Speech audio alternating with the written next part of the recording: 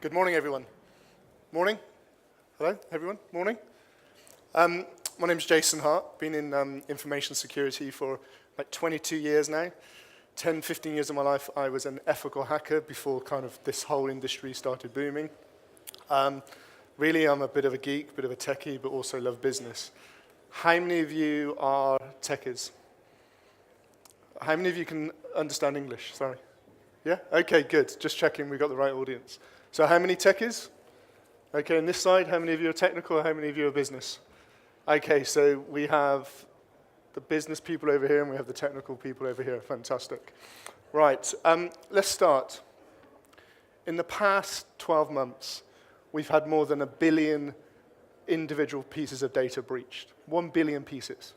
That's data that's been compromised, but more importantly, that's data that's been reported. Just think of all that data that has been compromised but hasn't been reported. I know for a fact there's many more. This year, the first half of this year, we've also seen 245 million pieces of data compromised. The interesting thing this year is that 75% of all the data breaches have been through the identity, where the bad guys have compromised the identity to gain access to the data. Kind of interesting. Also, in 2004, the past 12 months, we've spent $80 billion, so I didn't convert that to euros, apologies, on trying to solve this problem. So in a 12-month period, we've seen more data breaches than any other period. And in the same period, we've spent more on information security than any other period. So for me, looking at the data doesn't lie. The more we spend, the more breaches occur. The maths don't lie. It's very simple. $80 billion spend, just over 1 billion breaches of data compromised. So we have a problem, a real problem. The problem is data. We're generating so much data nowadays. Just like the finding of oil. When we found oil, what did we do? We monetized it. We used it to create other products. We created byproducts. We created fuel. We created plastics. And the bad guys are doing exactly the same. They're finding our data, and they're monetizing the data. They don't care what type of data it is. They just want your data. And it's never, ever been so easy to compromise and get your data. How many of you remember backup tapes? Anyone remember backup tapes? Anyone remember backup tapes? Yeah? Yeah? Backup tapes, little square things where you store data on. Anyone? No? How many people still use them? Okay, very few of you. So we stopped using backup tapes 4 or 5 years ago. Why? Why did we stop using them? It was a physical thing. We had to put the tapes in or out, or we had banks of them and it kind of automated it. But we don't need backup tapes now. We have virtualization, we have the cloud. It just happens, it's automatic. But the problem is, what did we do with that backup tape every day or every month? I'm going to pick on you guys and ladies over here because you're kind of quiet. And you'll see during my presentation, I need you to interact a bit more. What did you do with your backup tape at the end of the week? Anyone? Anyone? This side are winning, by the way. Anyone? What did you do with the backup tape? You stored it. Where did you store it? In a safe, exactly. So we had this tape with data on, and that data, we were aware it was kind of sensitive. So at the end of the week, we thought, right, let's protect that tape by putting it into a safe and apply a physical security control around it. We don't do that no more. That single physical control we're applying to that data on a tape, it's gone. And it's gone because the way technology is changing. And it's the way we're evolving. And I call this digital disruption. The way we interact with technology, the way we create data, the way we consume data, this whole dynamic is very, very quickly evolving. And the controls, security controls we put in place, even last year, need to change already because everything keeps evolving very, very quickly. And this is digital disruption. So how many of you use a form of social networking? Anyone? Yeah? Yeah? How many of you, anyone use cloud over here? Yeah? We've got one. How many of you use Google? You're using cloud. Thank you. The way we interact now with data, where we store data, and the way we engage with it has changed radically. And from a bad guy's point of view, this is other ways to access data. So we have this kind of parallel problem going on. We all have many identities. We have our work identity, we have our personal identity, you maybe have another form of identity. On top of that, we need to allow customers, partners, other organizations in to access your data. And you need to control that identity. The next problem is access. We need to access our data on the cloud, in virtualizations, on laptops, and very quickly on our iWatch, our Apple Watch, or IoT, Internet of Things. How many of you said 5 years ago, or even 4 years ago, I will not use an iPad in my business? Hands up, be honest. Hands up. Okay, and this side? Okay, you're being honest. I made a prediction many years ago at a very large conference in the US that we would start consuming new technology in our businesses, iPads, etc., tablets. I guarantee you, if I come back here in 2 years' time and ask you how many of you are using the Apple Watch or a form of IoT in your business, you'll be putting your hands up. But you're all going, no, don't be silly. I don't see a use case for it now. Your executives, you will want to use it. You will find a way to wear that watch so you can use it in your business. The issue is that device is going to create more data. So yet again, more data being created. And that data could be in the form of emails, financial data, usage data, any form of data. Because we use that data to make very, very important business decisions. And on top of that, we've got this whole social thing going on as well. So we've got all these dynamics causing us a lot of pain. So did you know in the year 2000, we generated 2,000 exabytes, 2 exabytes of data. 2 exabytes of data. It's a huge amount of data. Last year, we generated that per day. Per day. So now, step back and think like a bad guy. Wow, we've got all this data flowing everywhere. And just like oil, I want to monetize that data. I don't care what type of data it is, but if I can get a hold of that data, I can do something with it. And that's exactly what they're doing. They're compromising your data, using the data to monetize it. So we've got this problem going on. We've got technology. Technology is great. But technology is also causing us pain from a security point of view. We're implementing technology, and we're not really understanding the process of where the data is flowing. So how many of you honestly can tell me right now, you know the process and the flow of where your data is flowing in your organization? How many of you? None of you. So we're spending $80 billion on trying to solve this problem, but how can you even start solving this problem when you don't even know where the data is going? Because the bad guys, they don't care who you are, your business, or what you do. They just want your data. And they're sitting back and going, I can see the flow of the data. I know where the data is going. I'm going to compromise the data in the weakest point.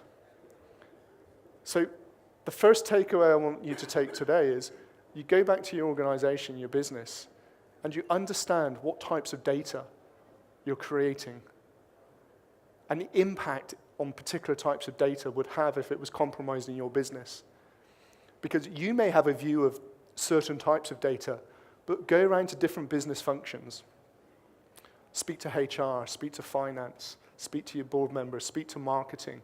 They will all have a different view and a better understanding of the types of data they're creating and generating. Once you've mapped that out, then you can start understanding where that data is flowing. I expect a number of you are saying now, we don't store data in the cloud. We don't use the cloud. I 100% guarantee you are using the cloud in some form or way or another. You may not be aware of it, but you are. So understand where your sensitive data is You can't decide what that sensitive data is. Your business and business departments will make that decision and take them through a very high-level risk assessment based on confidentiality, integrity, and availability. So we've got technology and we've got processes. Then there's us. We're the problem. Accept it. The only reason we're compromised is because of us. Technology, we test it and we scrutinize it. We do. We do penetration testings, we do application testings, we do audits. Processes, they're reviewed and they're audited.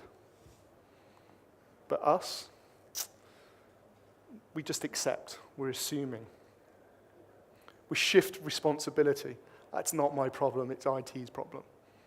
Or it's marketing's problem. We are the problem.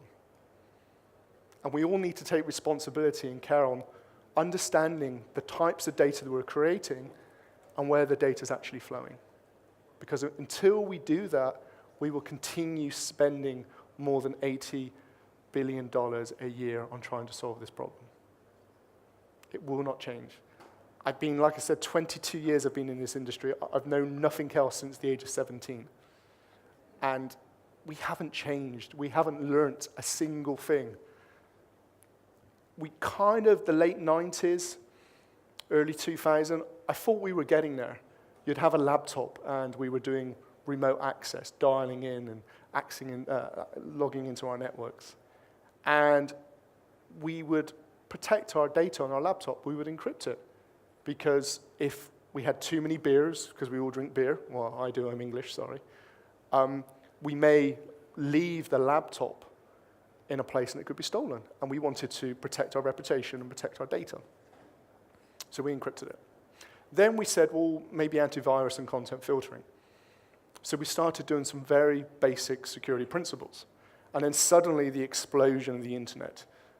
And we had iPhones, tablets, etc., which have data, but also distribute the data everywhere. So what happened? We stopped encrypting the data, protecting the data. How many of you have encryption on your iPads or your tablets or in the cloud? None of you. Then we stopped using antivirus and content filtering. How many of you have antivirus and content filtering in your devices? Very few of you, if any of you. And then the cloud, and then virtualization, and then it was open to everyone.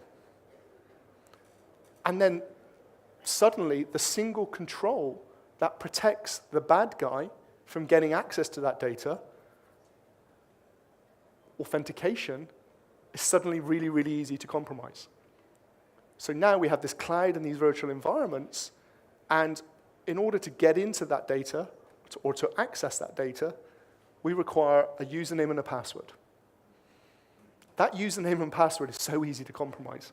In fact, I can just put it out of the cloud. And I'll show you how easy that is in a minute to do. So that one single control that's protecting that data, I don't care what type of data it is, nor the bad guys, only requires a username and password. And I could categorically, most probably say 90 to 99% of you in this room who are using cloud or virtualization do not apply an additional layer of security, two-factor authentication, or even encrypt the data, which is in the cloud or in a virtual environment. So we are the problem. Many, many years ago, I came up with the term Google Dorks, using Google as a hacking tool. And I'm going to go through some real-life examples now. Again, people are the problem. We are the problem. And just to show you how big of a problem we are and how easy we make it for the bad guys, I'm going to show you some live content I've poured out of Google. Anyone can do this. I've masked out the names of the companies because it could be quite embarrassing, but this will work. If you copy the Boolean expressions, type them in, you will see how vulnerable our data is. So the first one, does anyone know what a private key is? You have public keys and private keys. Everyone know the term, yeah? You have a private key and a public key for encryption, yeah? So what should you protect with all your life? Anyone? Please, someone shout. It's quite lonely up here. What should you protect? Private key. Thank you. I'll buy you a coffee later. It's too early for beer. So we should protect that private key. On the basis that that private key is exposed to the world, essentially, we have major problems. So what I'm going to do, I'm going to pull out all of the private keys from GitHub. Is anyone familiar with GitHub? It's what developers use. Again, it's a repository for developers. It's a repository for collaboration. But it's the cloud. And the cloud is morphed into your business now. And what developers don't realize is if you know how to pull particular types of data out of the cloud, you're basically causing compromisation. So what we have here is nearly 5,000 private keys I've just pulled out of Google. Private keys. Keys, really, private keys, stored in the cloud. And just by typing 6 or 7 words, letters in, I can strip those private keys straight out of the cloud. It's game over for all these organizations. No wonder the bad guys are compromising people. In the majority of the case, the organizations won't even be aware of this. Because guess what? They're using the private key, and from an audit point of view, it says a transaction's being made with the private key. Who the hell's going to have my private key, yeah? So from an organization point of view, they're unaware this is going on. So next one. How many of you use AWS? It's fantastic. Amazon Web Service. It's a very, very cool service. But again, it's your responsibility to protect it. Amazon are providing you, or AWS are providing you with a platform as a service for you to utilize and scale, reduce cost. Security is your problem. AWS provide you the ability to enable security, but you still need to manage it. So with AWS, and like most cloud environments now, there's something called an API. Everyone familiar with APIs? APIs? Yeah? It's called an application programming interface. You get different forms, you get REST. That's the main one over JSON most of the time. In order for that API to communicate, there's a credential. That credential is the secret to say JSON is JSON logging in to AWS. But what if I could pull out that secret credential? If I own that secret credential, I own that AWS environment. That's exactly what we've done here. I've pulled 10 out. It gets worse, though. Is anyone familiar with Stripe? Stripe is like PayPal, payment processor. Stripe is very, very, very easy to integrate into any online application if you want a form of payments. What I was able to do here is, and you will see, this is the Stripe secret key. The bad guy's got that now. He can make charges on behalf of that organization. That's how easy it is. And again, I'm just typing stuff into Google here. I'm doing nothing technical. Stripe secret key. Right then, I'm going to test you now. FTP. Anyone heard of FTP, File Transfer Protocol? Okay.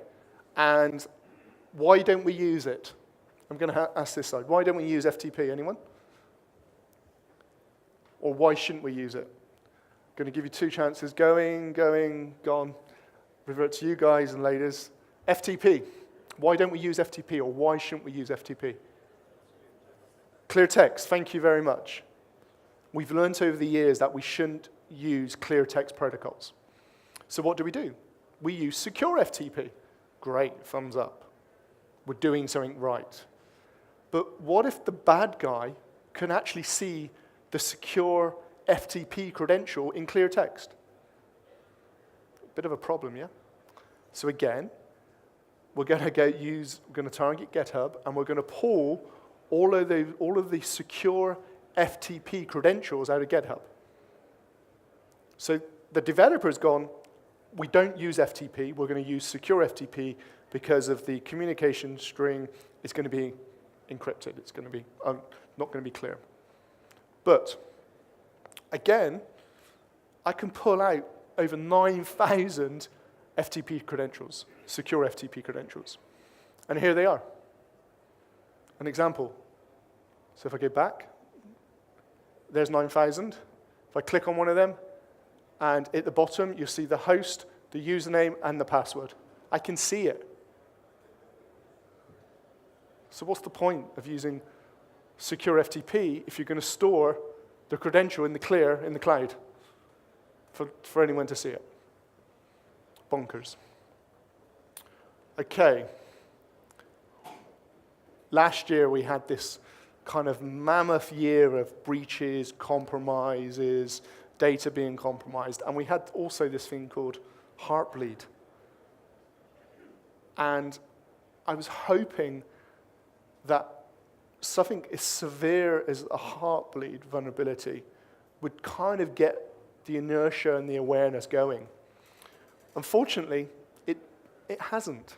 People still haven't learnt. And we're coming back to this thing again, people and data. We haven't learnt. Why haven't we learnt? Over 1 million online applications are still vulnerable to Heartbleed. I conducted this search literally 2 days ago. I couldn't believe it. You most probably see it all over the press in the next day or two as well. But 1 million online applications still vulnerable to Heartbleed. It's crazy. Really? Now, from a bad guy's point of view, what does he need to do to compromise any of these online applications? I'm going to show you. First of all, they're going to use a tool called Nmap. They're going to validate that the actual application they want to target is still vulnerable. And there's a script you can just use in Nmap to do this. And it tells me this particular site is vulnerable to Heartbleed. Now I've validated it's vulnerable. They're going to attack it. And they use something called Kali. And in Kali, you have Nexpose to do this. It's a toolkit. And all the attacker has to do is type 3 or 4 commands in to basically strip out the private key from that online application. So in this case, is in my test lab. We're going to set the report that we're trying to compromise for the SSL, which is 443, which is HTTPS. We're going to say verbose, and that's it. All I have to do now is type in exploit. And the exploit goes on, and it literally is this quick, and there's the private key. That's how quick it is to compromise an application that's still vulnerable to Heartbleed. Seconds. So let's just go back to some basics. I want you all to forget everything you know about information security. Just forget about it. Everyone's looking at me now, you're crazy. In my world, we need to really go back to some fundamental basics. And I want a new mindset. And that mindset is very simple. I want to transform your minds from breach prevention. You're all thinking, I'm trying to prevent a breach. How many of you are doing, how many of you are thinking, on a daily basis, I'm trying to be prevented from being breached? Come on, be honest, hands up. None of you? None of you? Yeah, okay. This is the truthful side, by the way. Breach prevention, that's what you're trying to do. It's never going to happen. I want you to accept a breach is going to happen. Just accept it. A breach will happen. It's meant to make you feel really, really uncomfortable. You're going to go back to your businesses today, tomorrow, and said, met this crazy guy called Jason Hart, and he's just saying, just accept a breach is going to happen. And that's what I want you to do. Because by accepting a breach is going to happen, you're going to think differently. And how I want you to think differently is, what should you be protecting in your business? Where is the data? What data? Where's the data flowing? Is it in the virtual world? Is it in virtualization? Is it in the cloud? Because by accepting a breach is going to happen, you are going to think differently. And I just want you to think about data. That's all I want you to think about. Think like a bad guy. What does the bad guy want? Anyone? What does the bad guy want? Data. That's all they want. They don't care what type of data it is. They just want your data. They're going to monetize your data, just like we monetized oil. And from that data, new innovations are going to happen, new technology, which we haven't even thought about, is going to be created. So, what should we do? We know where our data is. We know where the data's flowing. We know what types of sensitive data we have. We need to start doing some fundamental basics. And I mean fundamental basics. Kill the data. If the data is outside of your control, if it's in the cloud or if it's in the virtual environment, kill it. And what do I mean by kill it? If the data is taken out of your trusted environment or out of an environment you own or you manage or you control, the data's dead. And you do that by applying cryptographic controls. And what you will see is a lot of the organizations over the past 12, 14, 20 months that have been compromised have been using cryptographic controls, encryption. But the problem is the key that protects and unlocks that encryption is also being stored in the application as well. And as I already showed you, I can just do a search on Google, strip out all the private keys. That key needs to be protected. It needs to be in a separate environment. So, protect keys. If you're doing encryption and you have keys, protect them. You protect them in something called a HSM, or hardware security module. You own, you manage, you control. Control access. Apply two-factor authentication everywhere. Everything that needs a password, you enable two-factor authentication. Your cloud, your virtual environment, just protect it. Apply two-factor authentication everywhere. So, very simple.